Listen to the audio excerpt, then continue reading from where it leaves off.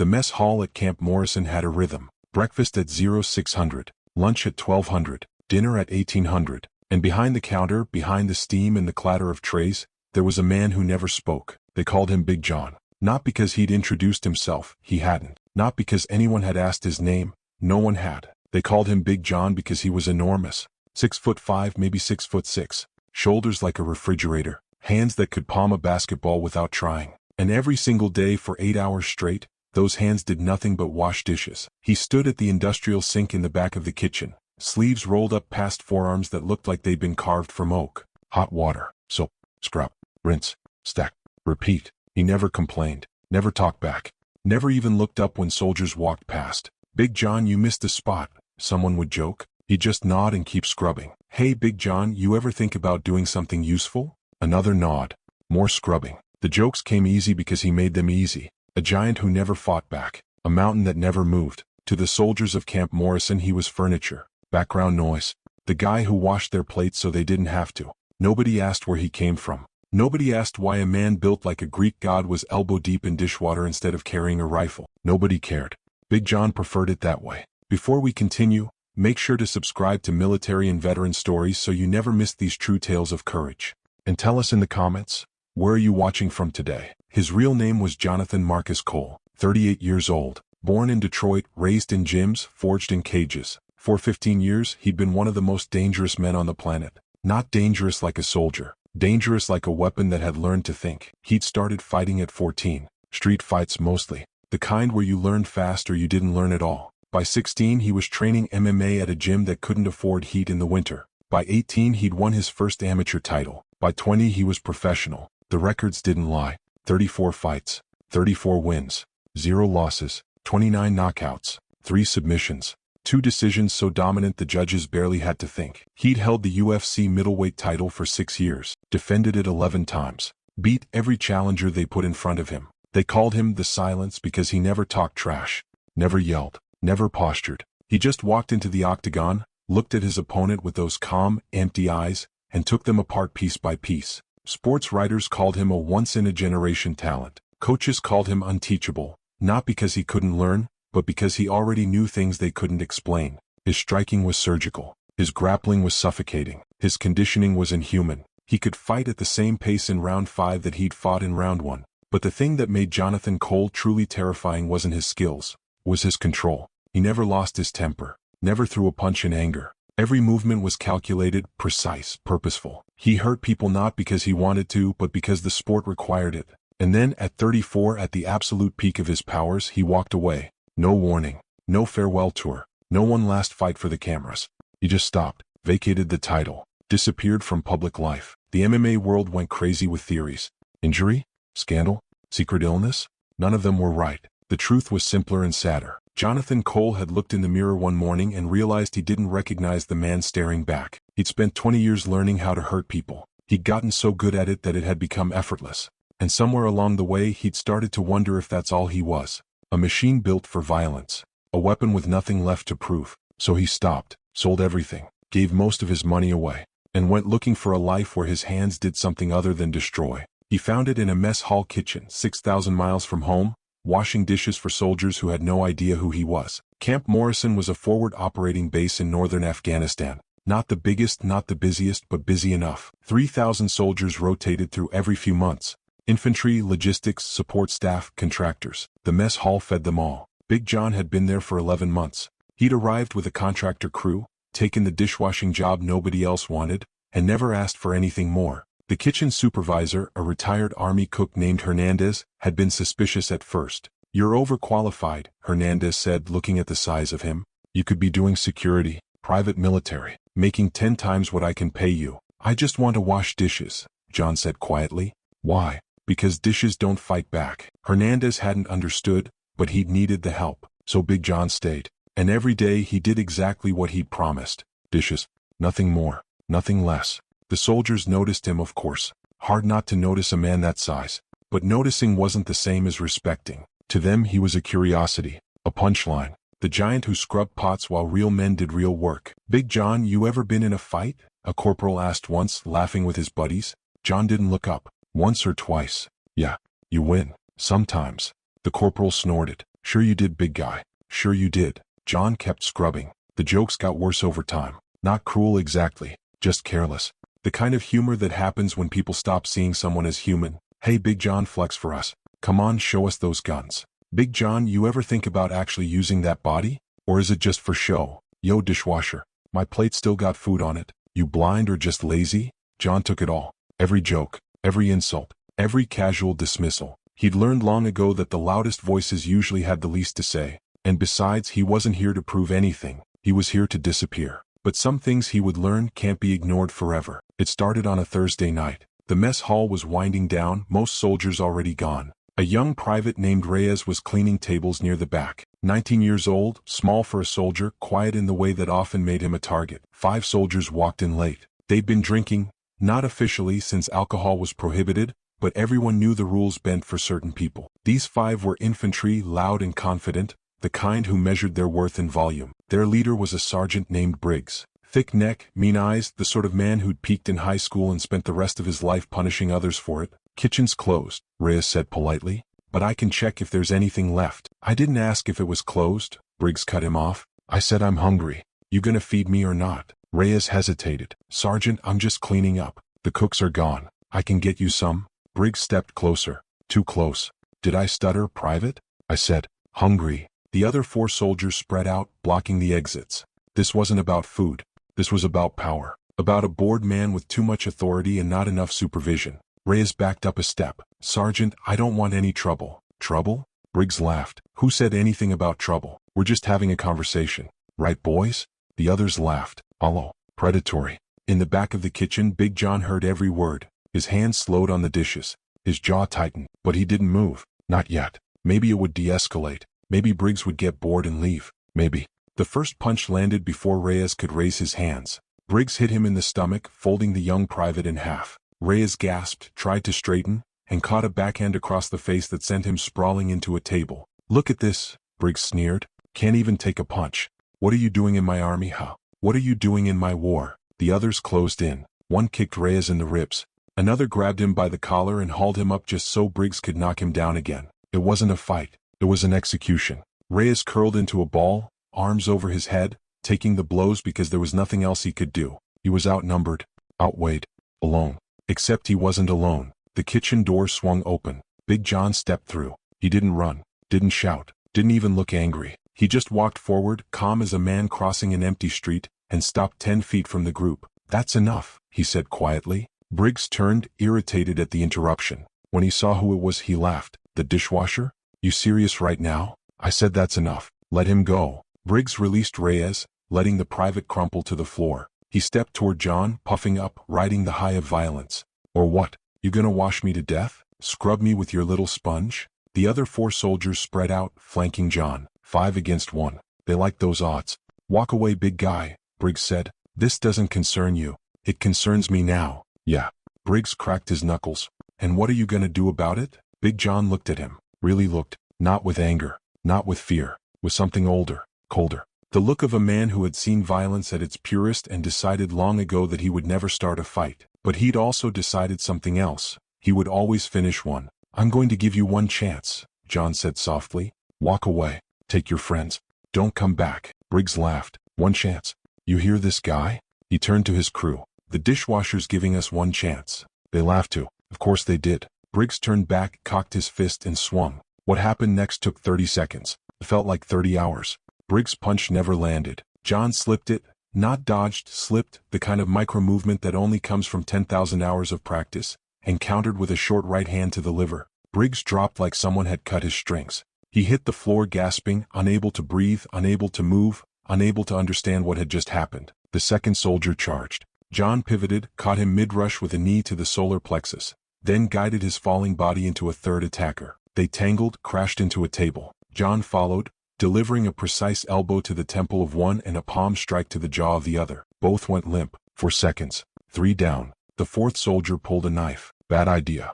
John caught his wrist, rotated it against the joint, and applied pressure until the knife clattered to the floor. Then he swept the soldier's legs and put him down with a controlled choke that lasted exactly long enough to induce unconsciousness. Not a second more. The 5th soldier, the smartest one, tried to run. John let him get 3 steps before catching him by the collar and spinning him into a wall. 1 punch to the body, 1 to the face.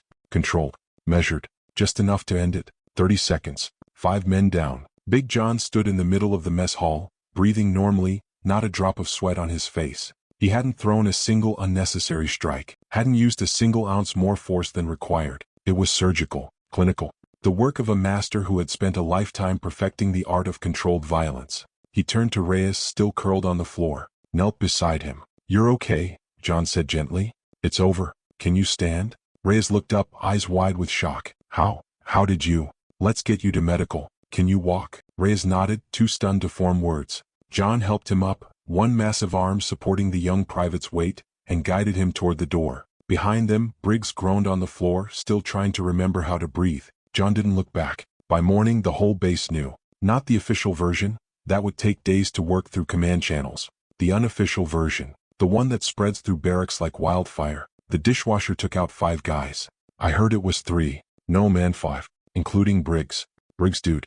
The guy's a psycho." "How?" "I don't know. Someone said it was like watching a movie. Like the dishwasher was some kind of ninja or something." "A ninja who washes dishes?" "I'm just telling you what I heard." The MPs took statements.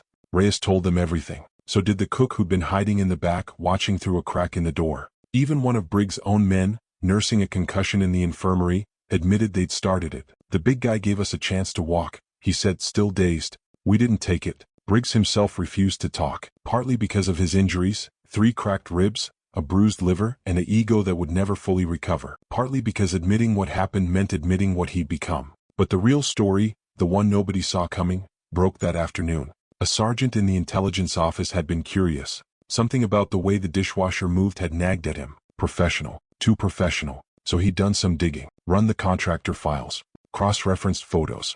What he found made him sit back in his chair and whisper, "Holy shit." Within an hour, the base commander had the file on his desk. Within 2 hours, he'd called a meeting. Big John was escorted to the command building, still wearing his kitchen apron, still calm, still silent. He sat in a chair across from Colonel Warren, a career officer with 30 years of service and very little patience for surprises. Warren opened the file, looked at it, looked at John, looked at it again. "Jonathan Marcus Cole," he read aloud.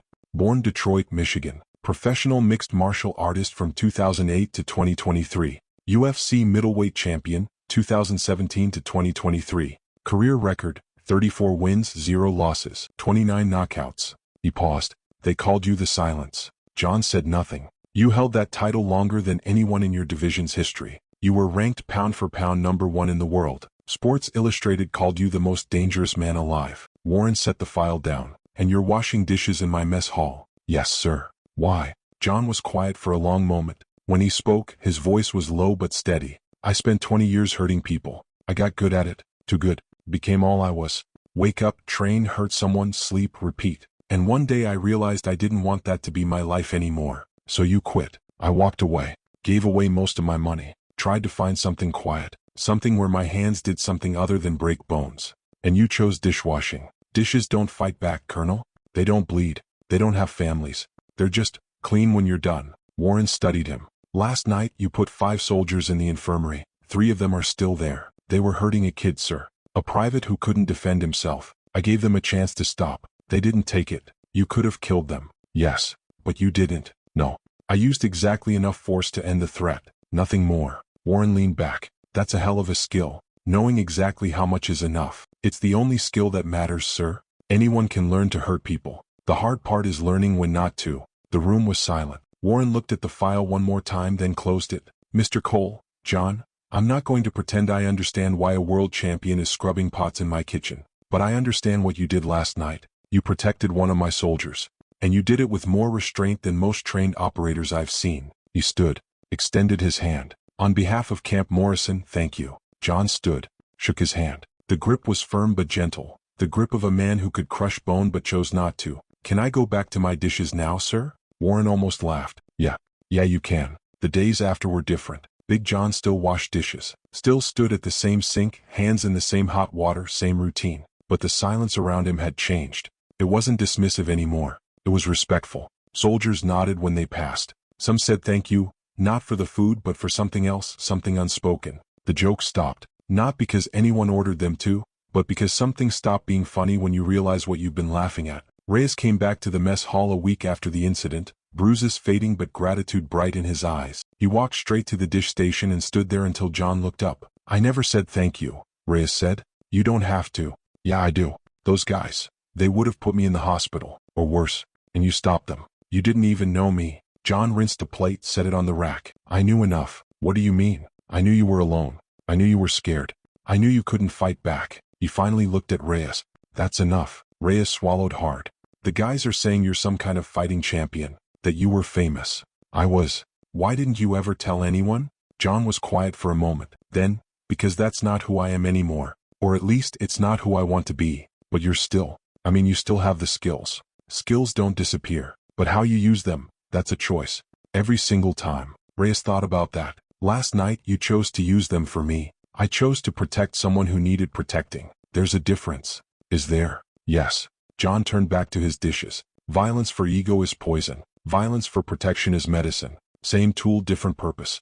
The purpose is everything." Reyes didn't fully understand, but he was starting to. Word spread beyond the base as word always does. Within a month, reporters had tracked down the story. Former UFC champion working as military dishwasher. The headlines wrote themselves. Media requests flooded in. Interview offers. Comeback fight proposals.